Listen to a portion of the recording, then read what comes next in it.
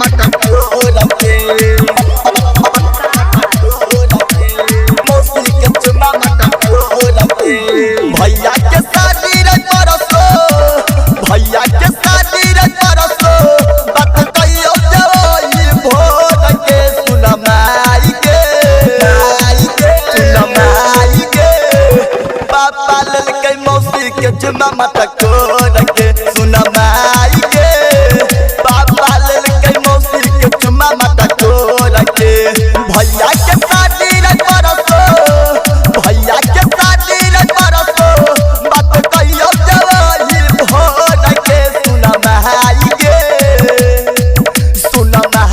के पापा ललकै मौसी के चुमा मटकोर के सुन माई के पापा ललकै मौसी के चुमा मटकोर के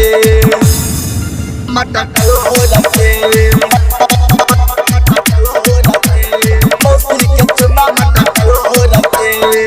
बहुत दिन से चलत रहे दुनू के सेटिंग शादी वाला बात लेके कोइले रहे बेटी माई बहुत दिन से चलत रहे दुनू के सेटिंग शादी वाला बात लेके कोइले रहे बेटी मौका जब पाके दुनू मौका जब पाके दुनू कोइले देखनी जे कोइले सोना के सुन महाई के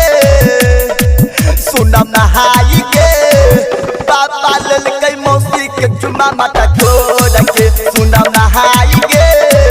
पापा ललकै मौसी के चुमा मटकोर के